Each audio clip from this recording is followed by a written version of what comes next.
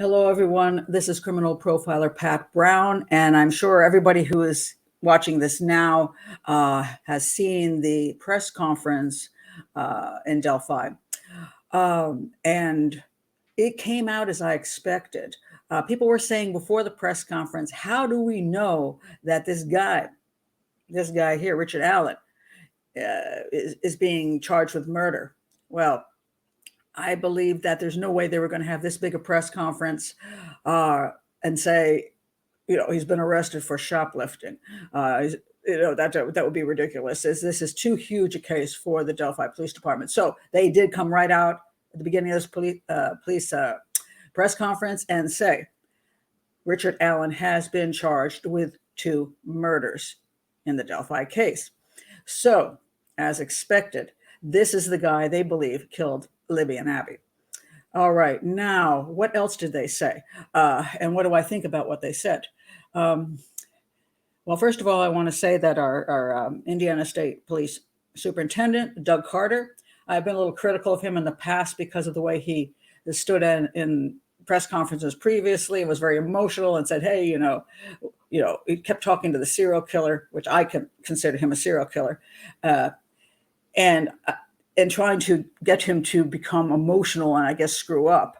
And if you've ever studied serial killers for a long enough time, you know that kind of thing doesn't affect them. They find it amusing.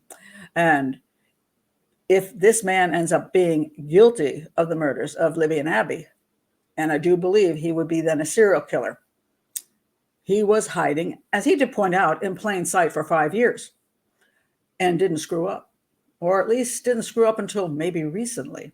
So we don't know what the evidence is that has brought him to be charged with these crimes. They're not letting us know.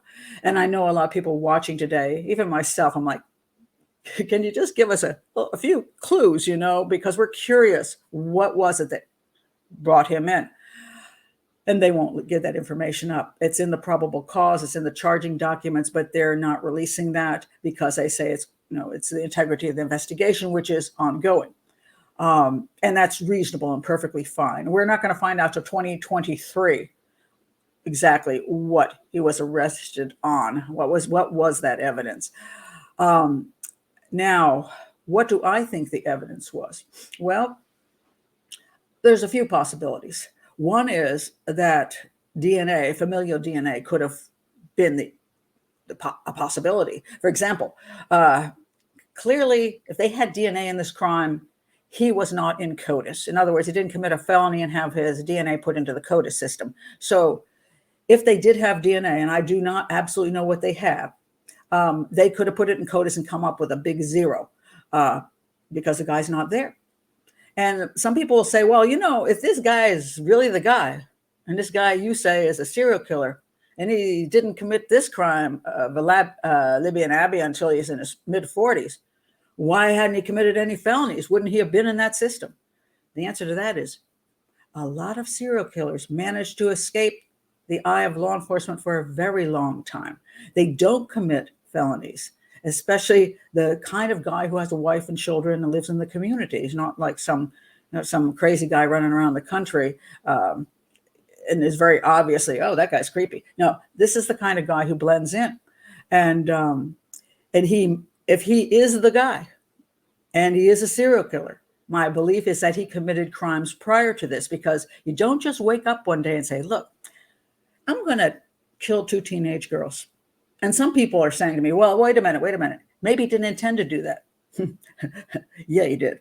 Yeah, he did. Because if he's bridge guy and he's looking at these girls and pointing a gun or pulling a knife out and saying, down the hill, and he's not got a mask on his face, and he's a local guy, believe you me, he knows he has to kill those girls at the end of whatever he's doing. He knows that. So this was premeditated at some point. Now, how he came in contact with the girls, whether he saw them get out of the car and said, oh, great opportunity for me, because serial killers always do troll, whether that was how he focused in on the girls or whether there was something else. And I know there's people out there think he's got some connection to the catfishing stuff.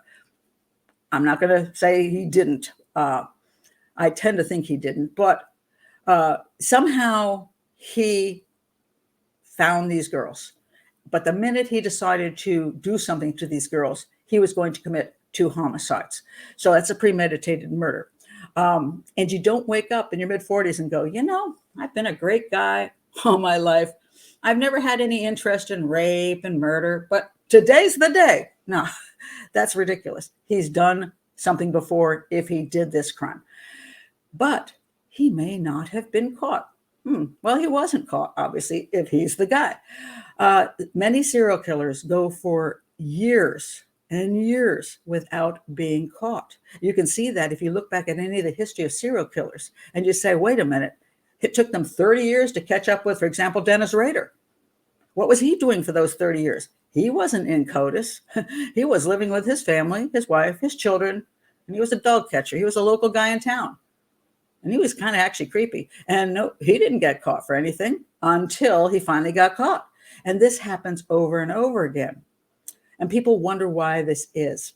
Well, serial killers are very difficult to catch because they target strangers. Now, I know there's some people, again, they've been messaging me on YouTube after the last video and saying, hey, but he might have known the girls through high school or because he had a daughter about that age. And, he was a pharmacy tech in town at CVS. And maybe the girls came in there. Maybe that's true. I'm not saying he didn't know of the girls, had never seen them before in the small town. What I'm saying is those girls were not connected straight to him. In other words, when you have a crime, a murder, and you immediately say, it's probably the husband, it's probably the wife, or it's a significant other.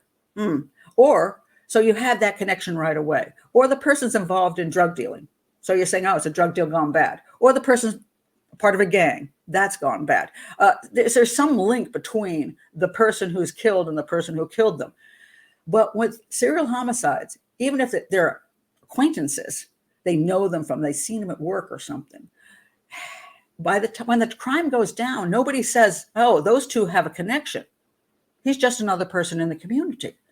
So you don't necessarily suspect them, and they can fly under the radar. So serial homicides are the most difficult homicides to solve. So while I didn't really go for Doug Carter's methodology in the beginning of trying to reach out to the serial killer because I thought it was nonsensical, I did like what he said today. He's a very emotional guy, and I know this case really weighed on him. And he had his, he's just a type of guy that cries a lot. And in this case, it really fit. And I felt the same way, that this is they finally got somebody, and thank God for that. So I'm okay with what he did today.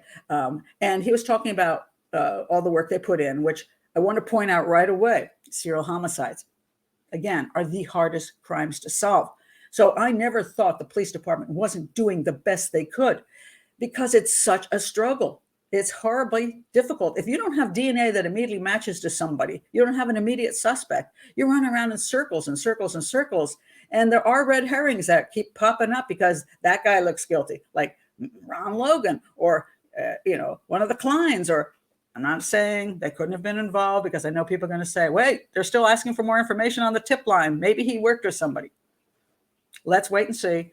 I personally don't think he worked with anybody because this kind of guy usually doesn't. If he's the guy that did it, he's a family man, he usually will do things completely on his own so that there aren't connections anyplace else or anybody can rat him out. So I don't personally think anybody else worked with him at this point. But so it's very difficult when you have many possible suspects. And some of them are creepier than him. The Kleins were creepier than him, right? Ron Logan, he had a little history there, some little sleazy stuff that he did. He lied. The girls were on his property. Hey, you got to look at the guy. So they worked very, very hard on this case. I don't doubt that for a minute. Now, what took them then 5 years, you might say? Well, because maybe they never even knew he was a good suspect. People say, well, didn't they recognize him? I mean, he kind of does look like Bridge Guy. A lot of guys look like Bridge Guy. That's why on the internet, everybody's saying, oh, it's this guy. It's this guy. A lot of people look like Bridge Guy, especially in a blurry thing and, his head's down. A lot of people look like that. And a lot of men look like this in the town.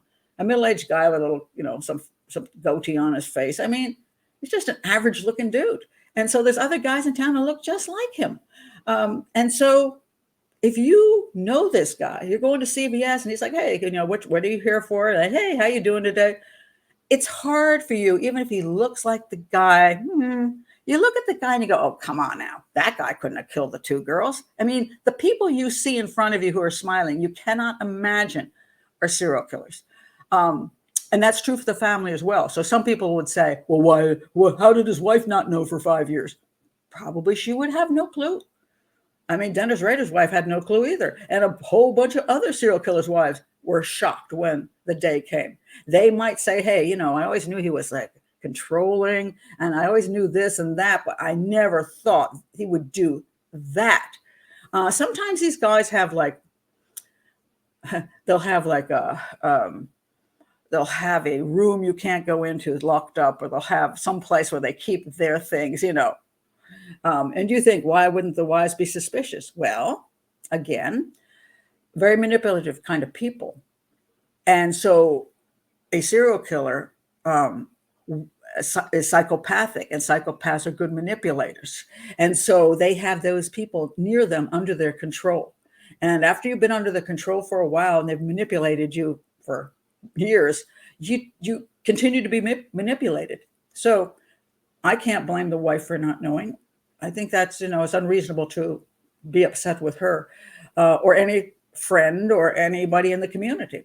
So I'm not surprised he flew under the radar. Now, it is also true that in great many of these serial homicide cases, what you have is when they actually catch the guy, they realize they interviewed him early on and then said, oh, don't think it's him, because he seemed normal. I don't know if they ever interviewed this guy. Maybe they didn't, maybe they did, but he just seemed normal and they had nothing to link him to the crime. So you can say, well, he lived under 3 miles away? Yeah, but so did half the town. So, you just don't know. And it's a very difficult thing to figure out. So now, what could they have gotten him on? What evidence could it have been? All right. So since I don't believe he was in CODIS, did they have DNA? Maybe. So there's two possibilities how they could have gotten DNA on him. One would be familial. He could have had a relative who did end up in CODIS, and it matched the relative, and then they had a way to hone in on him. Or they did get suspicious of him at some point and then followed him around and waited for him to, drink something out of a cup and toss it. And then they grabbed that and got the DNA from something thrown away, and it matched the DNA in the crime. That's a possibility. Another possibility is that his wife did finally say, hey, my husband's done some suspicious things. I think he is the guy. And the wife notified the police, or she told somebody and they notified the police. And that was what brought the police to, I hear they came to his property and dug a bunch of stuff up. So maybe that was it. And they found on that property items from the crime scene that linked back to, Abby and Libby. That's another possibility. Clearly has not confessed because he's pleaded not guilty. So it's not that. He didn't just walk in one day and say, yeah, Doug, I do feel bad about this. No, serial killers have no remorse. So if he's a serial killer, you're not going to do that. So I would say it's either somehow he got linked through DNA, or somebody finally said, hey, this is the guy, and found evidence, and the police came in and found that evidence. Barring those two things, even if he were part of the catfish gang, that wouldn't prove it was him. They wouldn't arrest him for 2 murders because they didn't arrest the Kleins, because the Kleins did not have any evidence linking them to the actual murders. So that couldn't be why they got him. So they had to get him on some true physical evidence. And that's a good thing, because you want them to get the right guy, and you don't want them to stitch somebody up because, it's and some people say, oh, they're stitching him up for sure. No, they're not. If they're going to stitch anybody up, it would be one of the Kleins, because everybody already thought they were guilty, and they didn't like them. You already got a pedophile guy, that you've already arrested him for stuff. I mean, he's an easier guy, not a guy who nobody suspected, who's got a family and children and works at CVS. That's not the guy you stitch up. So no, that is not happening here. They must have solid physical evidence in this case. Thank God. Now, they're not releasing the rest of the information because they don't want to screw up the actual prosecution. That's fine. We in the public, although we're curious as heck, do not have a need to know. We may want to know, but we do not have a need to know. So we have to accept that. We have to wait to 2023 when all this will come out, when he'll go to court and all this stuff. We'll find out more then. Yes, they've kept the tip line open. And I know a lot of people are going to think that somebody worked with him. And that's going to be all over the internet. That's going to be the gossip over the internet until we find out exactly what the matter is of the evidence. So I'm expecting all of that to be going on insanely. But the reason they're keeping the tip line open is for good reason. I mean, they don't want to shut down anything before the trial, which might give them one more piece of information to have a successful prosecution. Now, if there was somebody else involved, obviously they would want to know that as well. They haven't arrested anybody else, so this is just this guy at the moment. I don't particularly expect them to arrest anybody else, but I could be wrong, I could be wrong. But this kind of guy, if it's him, usually works alone. And he usually is a serial killer. And before I end up this commentary today, I want to explain the serial killer issue because a lot of people have said, how do you know this guy will be a serial killer? Okay. Again, you don't wake up in your mid-40s and decide to attack 2 girls, murder them for no reason at all. Usually there's a sexual component. I'm going to say there was most likely a sexual component, which means he was a sexual predator, which means this is a sexual homicide, 2 sexual homicides, or at least one of them was a sexual homicide and the other one was a witness. And you don't wake up in your 40s and just, I think I'm going to do this today. And when he saw the 2 girls, because his face wasn't covered, and he was taking them down that hill to a location where I don't know if he was trying to get them to a vehicle to take them someplace else, or he just wanted to take them away from the bridge into an isolated location and do what he wanted to do. But the minute he made that decision, if it was him, which they've now said it is, at least he's innocent now until proven guilty, but the charges are that he committed this crime. He would know from that moment he was going to kill those girls. So it was would be a premeditated homicide or premeditated homicides. Now, you just don't get to 40 and be in that, have no state of mind until then and go, this would be interesting to do. No, this is a fantasy thing that is driven for years and years and years. Usually starts in your early teens. Now, sometimes it takes a while to actually act any of these things out. And it may start out with sexual abuse of somebody you know. It may start out with peeping Tom type behaviors, and then it might go into rape. He could be a serial rapist that's never been caught, and he could already have killed people and never been caught.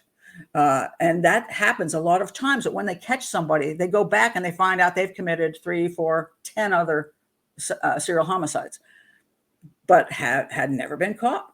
That's the way it works sometimes. If you're not caught, you're not caught. And if you're not a suspect, they don't have your DNA. So there could be, so who knows? And a lot of times they don't leave DNA. So there you go. You can have cases where there's just no DNA and they never know who did it.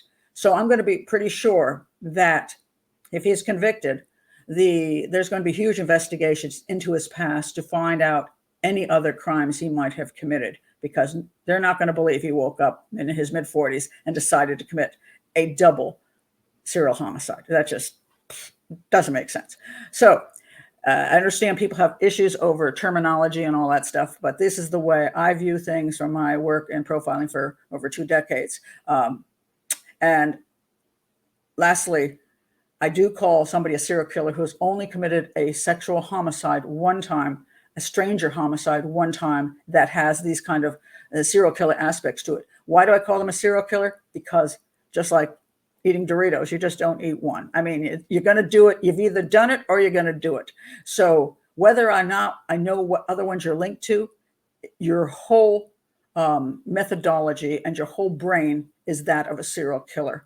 The FBI will say you have to have 2 linked crimes. Fine. That's what you want to go with for purposes of certain investigative things. But I don't even like that. Actually, I actually fought the FBI for a long time because they used to say 3, and I said, "Why do you have to wait for 3? What, you killed 2 strangers and a sexual homicide, and that isn't a serial killer. Why does it have to be 3?" And my opinion is, when you only know of 1, you should call them a suspected serial killer, so that you do go and look for his other crimes and don't ignore the fact that he probably has committed them or would commit them. If if he's caught early on, he may never get the chance to do the second one. But if he's been out there this long, they should be looking. Anyway, that's my thoughts on the press conference today. Was pretty much what I expected, that they would just simply say he was charged with 2 murders, and that they're not going to release more information. But I'm satisfied, because I just wanted to know that they actually had charged him with the murders, because that means they pretty much think it's him, and that brings this investigation will bring it to a close, hopefully, with the court case. And we'll just have to wait to find out more. If you're new to the channel, please do like and subscribe. And if you have any other cases you always wondered about, put my name in the search engine at YouTube, Profiler Pat Brown, and the case you're interested in, and it might pop up. You can also look at all my playlists, and I have a lot of cases I've analyzed. This is an educational channel. I analyze crimes to help people understand how profiling works, how crime scene analysis works, and how investigations work, and how psychopaths think, because some of those psychopaths are in your life, like probably this guy. And don't we wish we knew he was that way before Abby and Libby went over there to the bridge on a beautiful afternoon just to have a nice time. So anyway, thank you for being here, and I'll see you next time. Maybe I'll talk about this when they finally come out with the evidence of what he was arrested on, and I'll talk about it then. See you then.